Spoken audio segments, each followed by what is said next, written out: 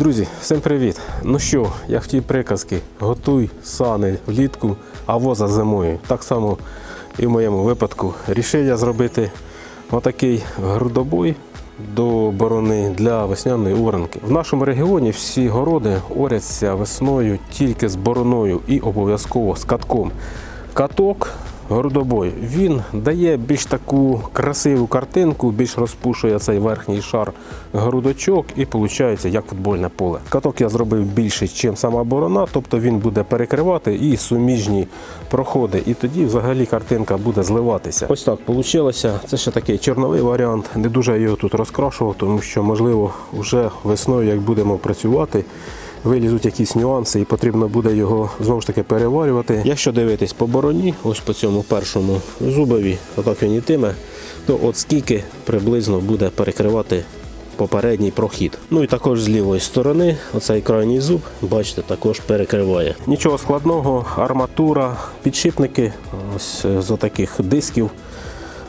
Я не знаю, з чого вони. У мене ці диски стоять на картеплокопалки, і вони весь сезон тут в землі, і ніяких проблем взагалі з підклинюванням там в них немає. Тому я вирішив і на каток поставити такі самі. Ну і якщо вже таке трапилось і він заклинить, то відкручуємо ці три болти і виходить цей корпус і з підшипником сходить з вала, міняємо і ставимо назад. Цей каток незалежний від борони, він працює як маятник, ось такі тяги стабілізатора. Одна сторона відрізана, друга прикручена. Цей каток можна зняти, відкрутивши гайку.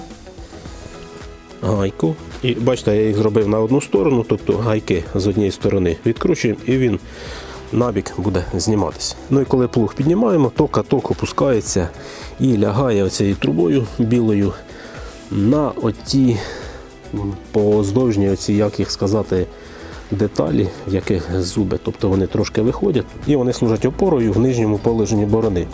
А для того, щоб каток не закидало, так сказати, наверх, то приварив я сюди ось такий також упор. Ось так це працює. Невеликий в нього отакий свободний хід. Тобто, мені подобається така система, коли борона окремо працює від катка. Зараз воно все не відрегульоване, тобто ще будемо цими цепками при роботі на городі якось там регулювати, можливо задню пускати, можливо набік там якось йому.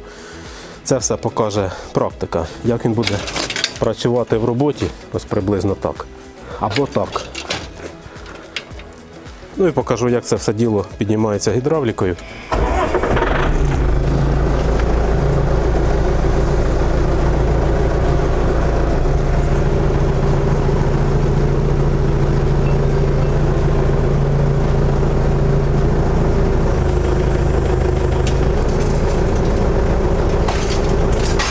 Ось так вона складається. Вікно потрібно закрити, бо трошки достає.